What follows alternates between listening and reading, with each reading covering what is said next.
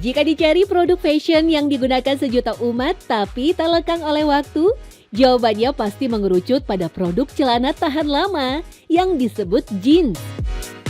Mengenakan jeans membuat pemakainya merasa tambah keren dan pede. Apalagi produk fashion yang universal ini mudah sekali dipadu-padankan dengan outfit lainnya. Buat casual oke, buat formal pun masih masuk.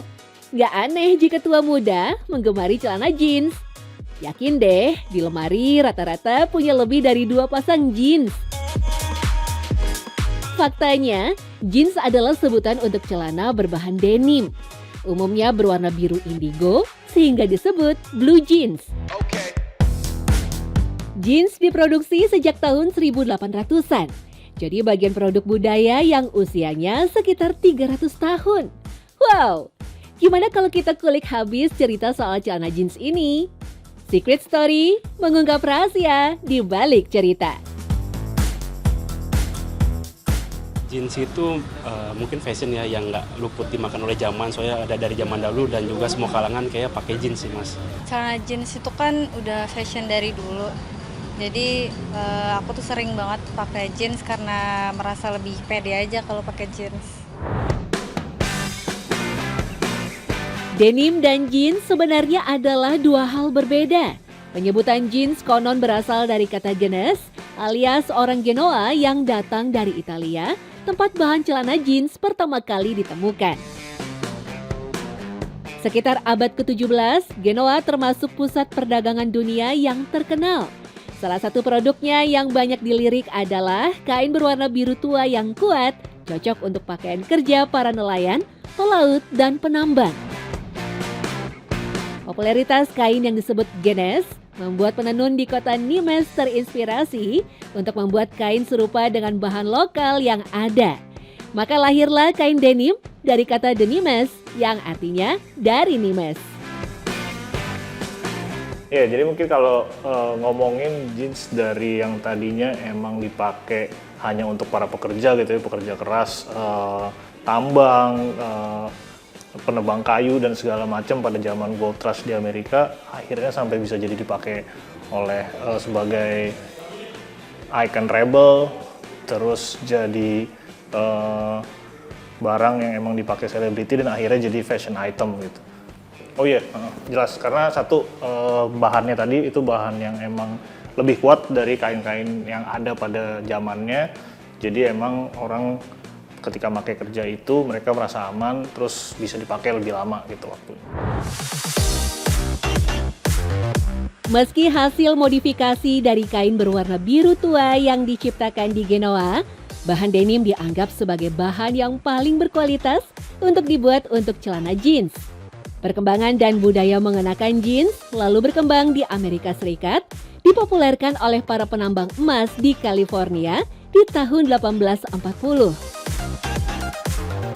Seorang penjahit dari Nevada bernama Jacob Davis dan pemilik rumah kain grosir bernama Levi Strauss kemudian membuat hak paten celana jeans pertama tahun 1873. Produk jeansnya yang dikenal sampai sekarang terbuat dari denim celup indigo dengan saku dan paku keling di sudut-sudutnya. Hasil inovasi Jacob Davis untuk pakaian kerja harian para penambang emas Amerika. Memasuki tahun 1970-an, penggunaan jeans semakin populer setelah digunakan selebriti dunia perfilman Amerika. Jeans bukan lagi sebagai celana kerja, tapi sudah bertransformasi sebagai simbol pemberontakan anak muda dan gaya hidup dalam fashion. Kalau kita ngomongin five pocket pants, mungkin beberapa istilah yang sering diomongin sama anak-anak yang suka banget denim gitu ya. Yang pertama mungkin detail-detail yang paling standar deh, kayak di jeans tuh ada misalnya kayak gini, coin pocket namanya.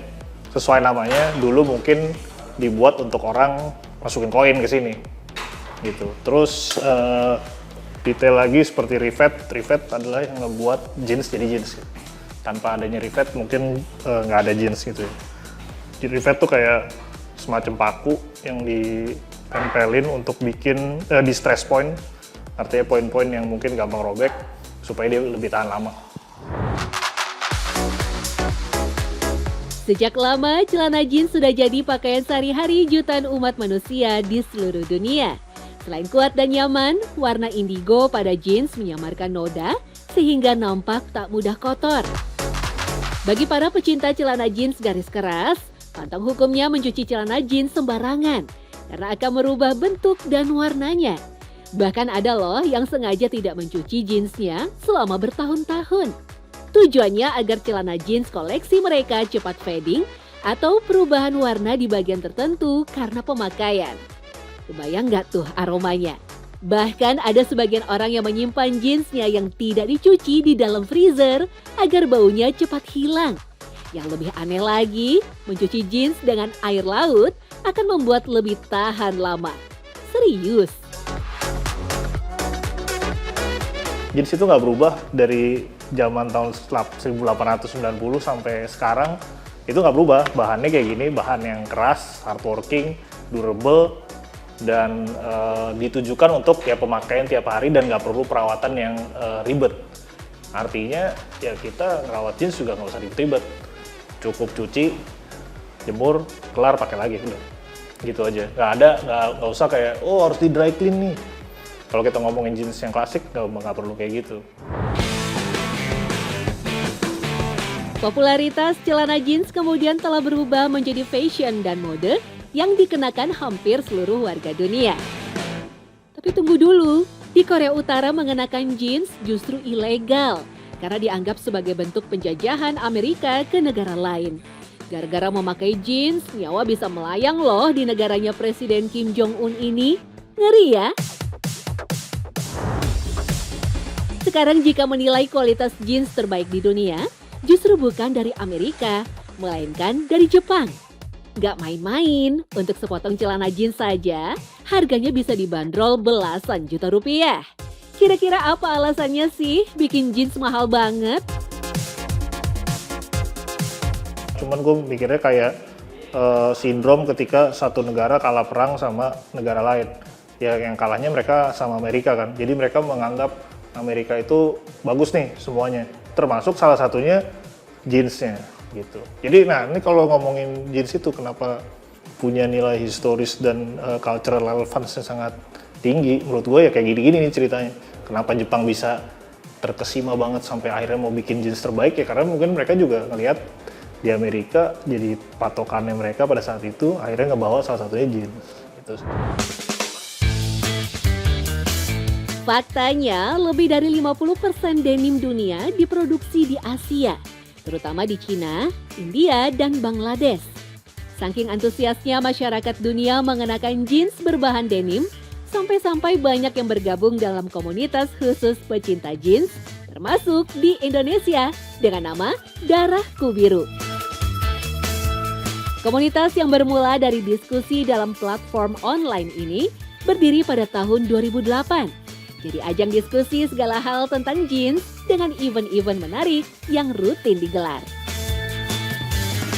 Oke, jadi kalau di kita ini ada satu event besar yang selalu kita adakan di akhir tahun dan kita akan adakan lagi di akhir tahun ini, yaitu namanya Wall of Fates. Wall of Fates itu sudah berjalan dari tahun 2009. Jadi denim exhibition-nya di sana kita pamerin semua karya-karyanya, karya-karya denim dari komunitas kita. Jadi ada celana yang udah dipakai sekian tahun, terus juga ada beberapa archive celana jeans yang memang di-contribute dari member komunitasnya gitu. Jadi let's say ada barang nih yang emang jarang banget ditemuin di pasar, tapi teman komunitas kita punya gitu. Nah ini bisa kita pinjam, kita pajang di sana. Celana jeans yang dulunya menjadi pakaian para pekerja kasar, kini telah diakui sebagai salah satu ikon dunia mode yang digemari semua kalangan. Bahan yang kuat dan nyaman jadi alasan. Cocok dipakai dalam setiap kesempatan. Yakin deh meski udah tua, kalau pakai celana jeans berasa muda kembali. Begitu kata bapak-bapak generasi dulu.